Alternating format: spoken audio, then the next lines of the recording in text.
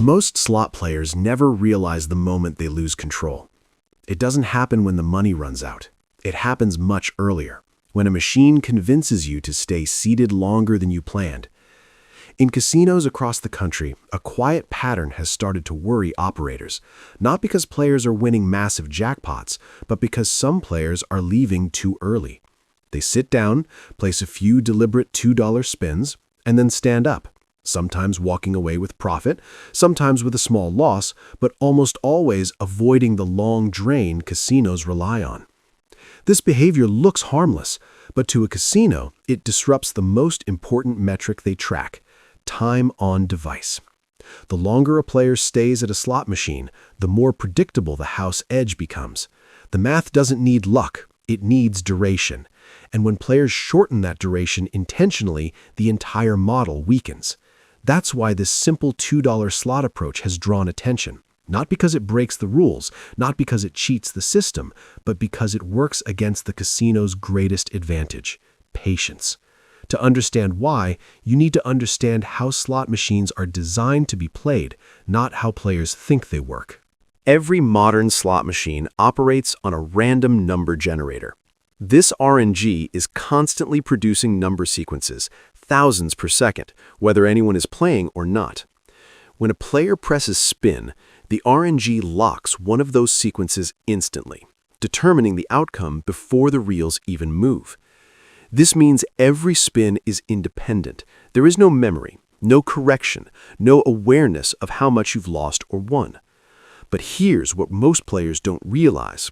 While each spin is random, player behavior is not, and slot machines are engineered around that behavior. Casinos don't rely on you believing a machine is due. They rely on something much simpler: that once you start spinning, you won't stop quickly.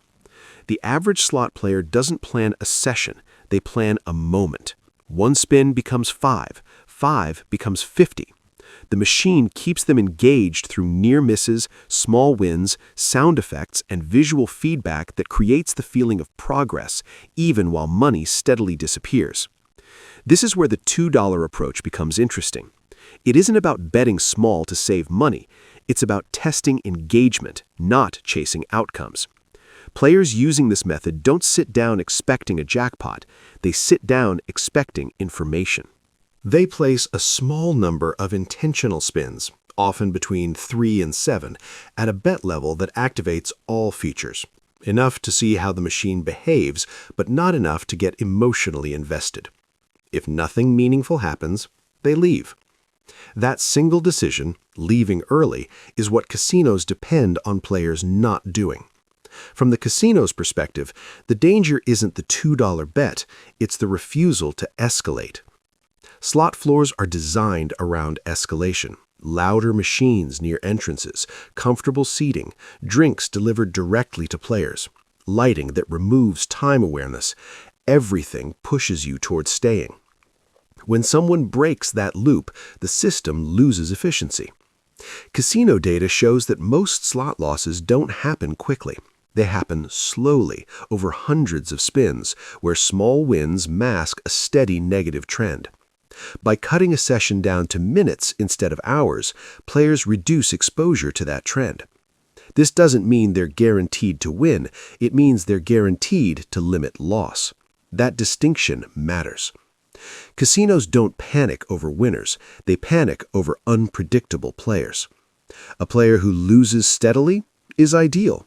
A player who wins occasionally but stays long is still profitable.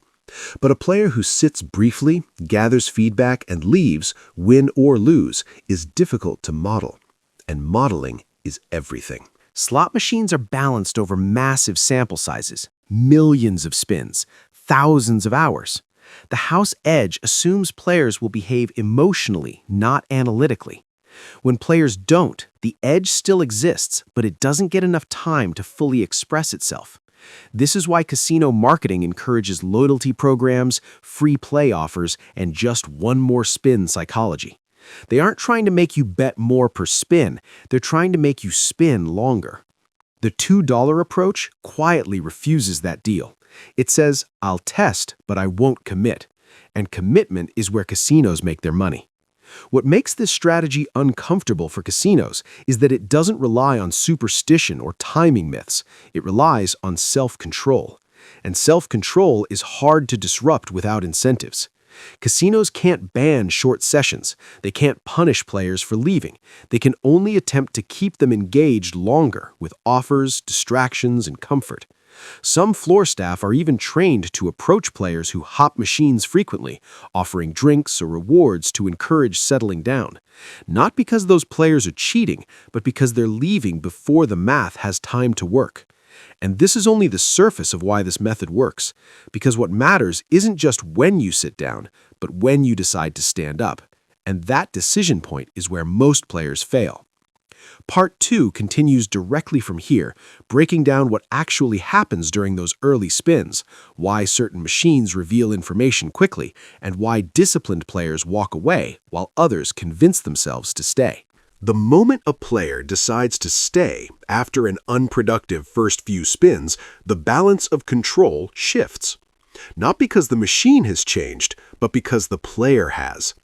Slot machines don't need to manipulate outcomes. They only need to influence decisions.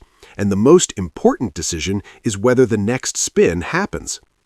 During the first few spins on a machine, very little money is at risk. Emotionally, the player is still neutral. There's no pressure to recover losses, no sense of being in too deep. This is the window disciplined players use. They aren't looking for jackpots, they're looking for signals.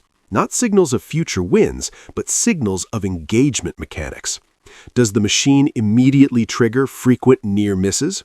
Does it produce small wins that feel meaningful but barely exceed the bet? Does it accelerate spin speed after a win to encourage momentum? These elements are not accidental, they are part of behavioral design. A machine that quickly delivers small reinforcement encourages continued play. A machine that delivers nothing tests patience. In both cases, the casino expects the player to respond emotionally, but players using the $2 method respond analytically. They treat early spins as observation, not entertainment. If a machine delivers nothing but dead spins, they leave without frustration. If it delivers multiple small wins without progress, they recognize the illusion. If it triggers a feature quickly, they may continue, but with defined limits. What casinos fear is not that players will identify hot machines. Hot machines don't exist in the way people imagine. What exists are short-term variance clusters.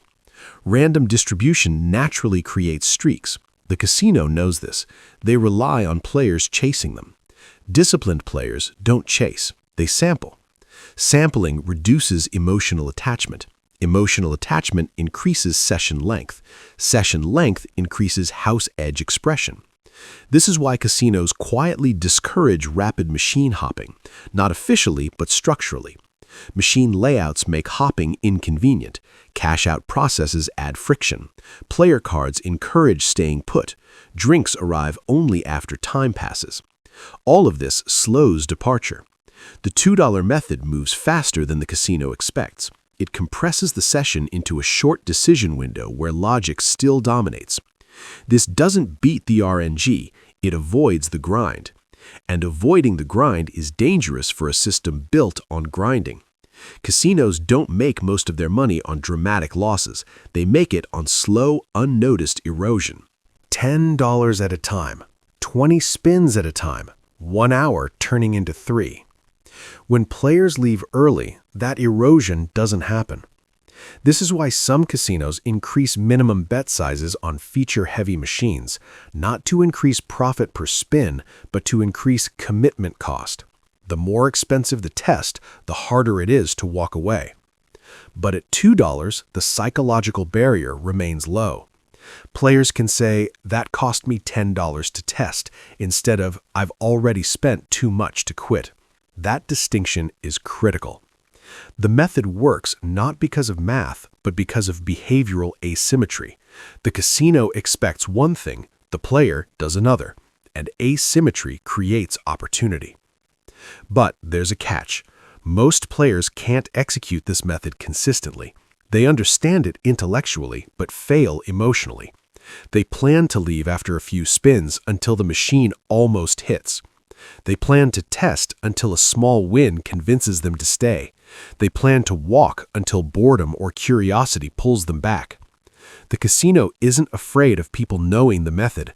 They're confident most won't follow it, which is why it remains effective for those who do. Part 3 continues from here, explaining why casinos respond the way they do, how players sabotage themselves, and how discipline, not luck, determines outcomes. Casinos respond to disciplined behavior in subtle ways. Not with bans, not with confrontations, but with incentives.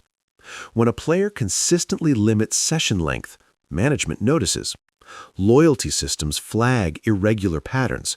Hosts are encouraged to engage. Offers appear, free play, meals, rooms, anything that encourages longer stays. Because longer stays restore predictability. From the casino's perspective, the problem isn't the player's bet size, it's their exit timing.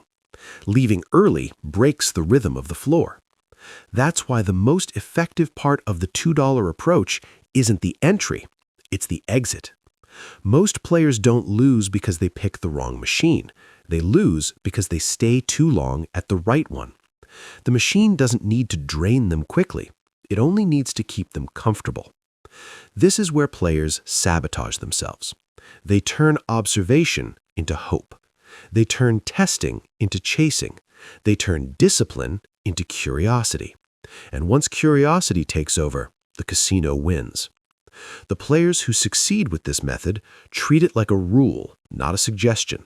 They don't argue with the result. They don't negotiate with the machine. They don't reinterpret outcomes. They leave. That's it. They accept small losses as information costs. They accept small wins as limits, not invitations. And over time, that behavior changes the experience entirely, not into guaranteed profit, but into controlled exposure. And control is the one thing casinos can't manufacture for you. They can influence, they can distract, they can reward, but they can't force you to stay. That decision remains yours. Which is why this simple $2 approach continues to quietly work, not by beating the casino, but by refusing to play the game the way it was designed. If this video changed the way you think about slot machines, take a moment to support the channel.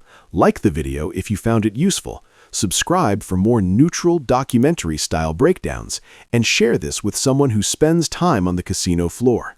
Awareness doesn't guarantee wins, but it does prevent unnecessary losses. And sometimes, walking away early is the smartest move you can make.